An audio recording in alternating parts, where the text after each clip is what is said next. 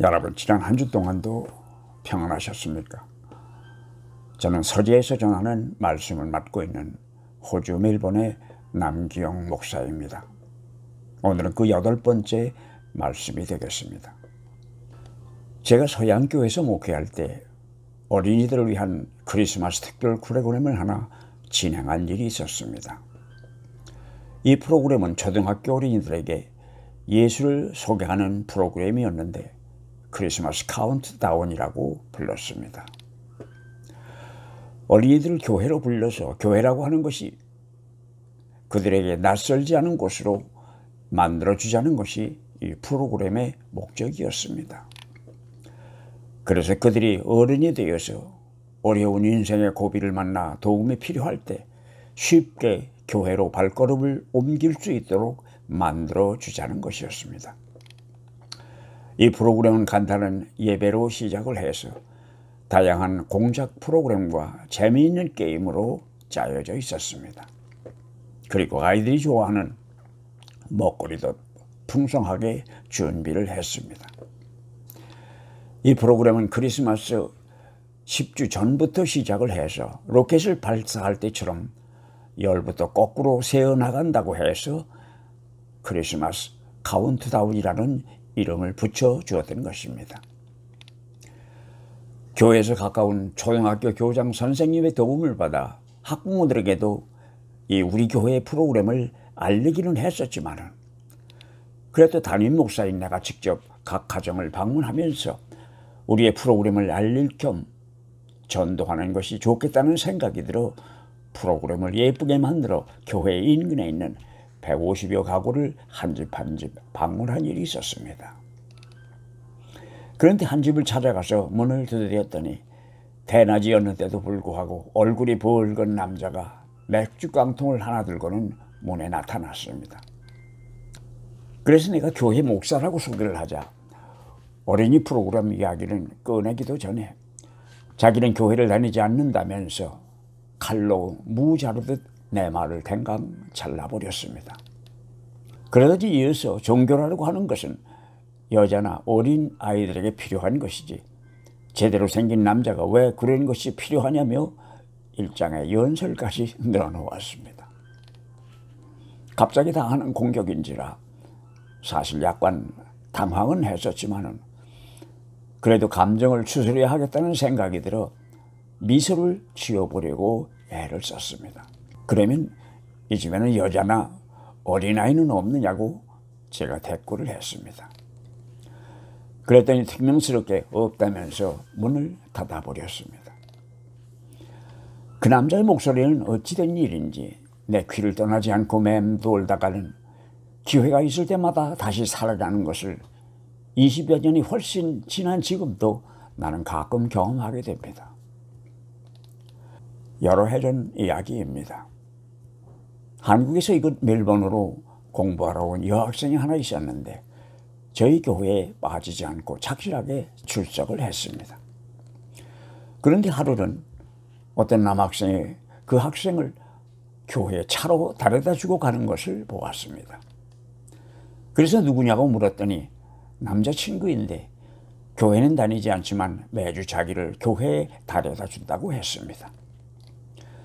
그래서 왜 교회에 같이 들어오지 않느냐고 했더니 한국에 있을 때 친구를 따라서 처음 어떤 교회를 갔다가 아주 실망스러운 경험을 하게 되었고 그 후부터 그는 교회를 마치 위선자들의 집단처럼 여긴다고 했습니다. 그러나 그는 일요일이면 빠지지 않고 자기 여자친구를 교회까지 데려다 주고는 가버렸습니다. 그런 일이 매주 계속되다 보니 그가 교회에 출석을 하지는 않았지만 그 남학생과 나는 먼 발치로 남아 서로 낯을 익히게 되었고 서로 눈이 마주치게 되면 그저 손을 흔들어서 인사를 하는 정도의 사이로 발전을 했습니다.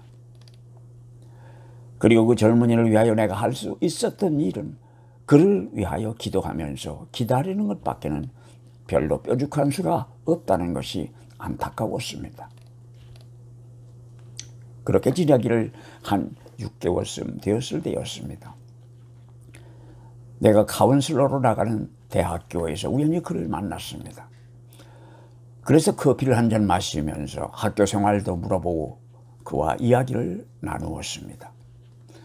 그러나 교회에 나오라는 이야기는 별도로 하지 않았습니다. 그런데 헤어질 때 그는 나에게 다음 일요일 교회에서 뵙겠다고 했습니다. 그래서 늘 하는 대로 자기 여자친구를 데려다 주기 위하여 교회에 갈 것이니 그때 보겠다는 이야기로만 생각을 했습니다. 그런데 말입니다. 그 다음 주일 아침 예배 시간에 보니 그가 저만큼 여자친구와 나란히 앉아 있었습니다. 나는 그 광경을 보면서 감사한 마음에 콧날이 찡해지는 바람에 잠시 말문을 열지 못했습니다. 그 후로는 우리 교회에서 열심히 신앙생활을 하다가 1년 후에 다시 한국으로 돌아갔습니다. 먼저 믿는 사람들이 안 믿는 사람들에게 예수를 전하는 일까지는 못한다 하더라도 교회 문 앞에 서서 들어오려는 사람들을 가로막는 존재는 되지 말아야 할 것입니다.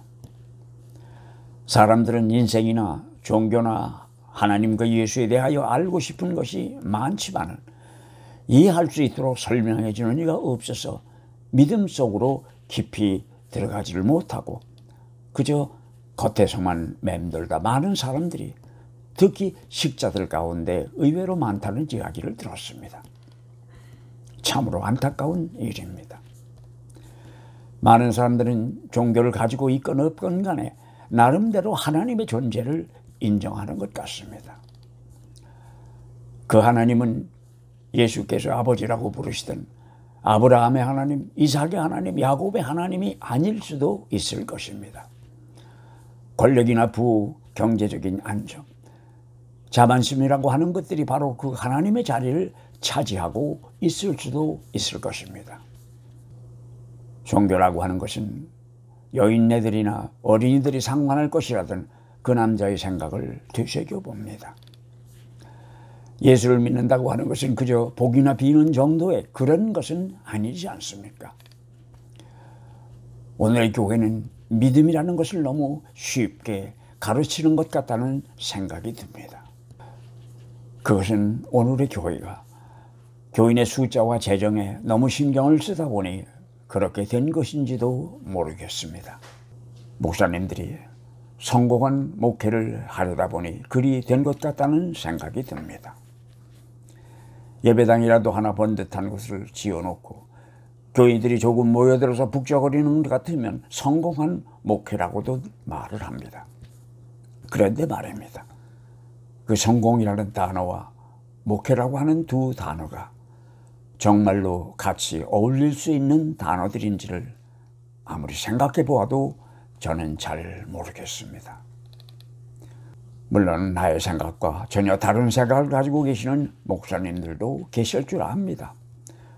그러나 내가 믿기로 목사가 하는 일에는 성공도 실패도 없다는 생각입니다. 여러분, 종들이 하는 일에 성공이라는 것과 실패라고 하는 것이 있다는 이야기를 들어본 적이 있으십니까? 종은 주인이 아닙니다. 맡긴 일을 그냥 하는 사람들, 그게 바로 종들입니다. 목회를 성공이나 실패라는 잣대로 저울질한다는 것은 좀 심한 소리가 될지는 몰라도 자기가 하고 있는 목회 자체를 자기의 비즈니스로 생각한다는 의미가 될 수도 있기 때문입니다. 나는 하나님께서 목사인 나에게 맡겨주신 일은 그저 예수를 모르는 사람들에게 그분을 소개하는 일이라고 믿었습니다. 그리고 지금도 그렇게 믿고 있습니다. 그 사람이 내 교회의 교인이 되어서 우리 교회의 재정에 보탬을 주든 않든 그것은 목사인 내가 상관할 소임이 아니라는 것입니다. 예수께서는 성경 어디에도 자기를 따르는 것이 쉬운 일이라고 말씀하신 적도 없었을 뿐더러 부자가 될 것이라거나 출세할 것이라는 약속을 하셨다는 이야기도 없습니다. 예수께서 생각하시는 예수를 따르는 사람들은 불의를 보았을 때 분노할 줄 아는 사람, 불쌍한 사람들을 보고 눈물만 흘리는 사람들보다는 팔을 걷어붙이고 나설 줄 아는 용기 있는 사람, 그리고 헐벗은 사람들을 보았을 때는 둘 있는 사람에게서 하나를 얻어다 벗은 사람에게 입혀지는 그런 사람보다는 자기가 입고 있는 것을 벗어지는 그런 사람들일 것입니다. 왜냐하면 우리는 모두 그분의 형상을 따라서 지음받은 존재들이기 때문입니다. 여러분, 다음 주일 저녁에 다시 뵙겠습니다. 주님이 주시는 평안이 여러분과 같이 하시는 보람찬 한 주일이 되시기를 기원하겠습니다. 감사합니다.